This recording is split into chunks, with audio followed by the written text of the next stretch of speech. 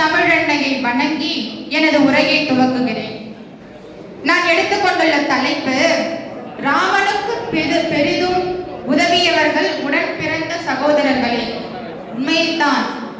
ஏனென்றால் இன்றைய காலகட்டத்தில் என்ன நடந்து கொண்டிருக்கிறது என்றால், சொந்த சகோதரர்கள் சாகும் நிலையில் இருந்தாலும் கூட சிரம் கீழ் தாழாத சகோதரர்கள் இருப்பது பெரிதும் மன வருத்தத்தை அளிக்கின்றது.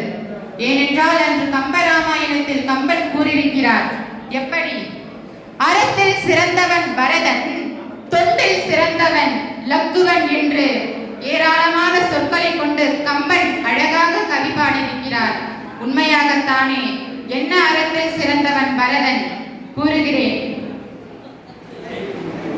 கைகேயின் சூழ்ச்சியினால் ராமன் வனவாசம் சென்றான்.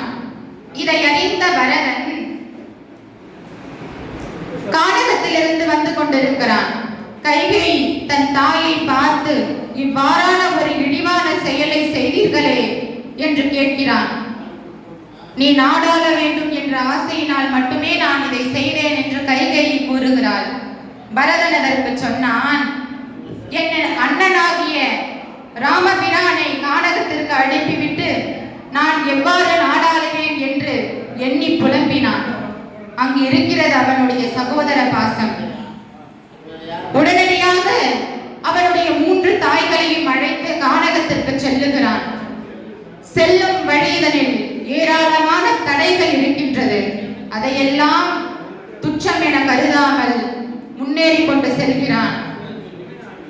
எடுக்கும் காரியம் அனைத்திலும் வெற்றி கொள்ளும் ராமன் அங்கு கானகத்தில் இருக்கும் வேளையில் நான் எவ்வாறு நாடாளுவேன் என்று எண்ணி துயரத்தில் நடந்து கொண்டு செல்லுகிறான். கடைசியாக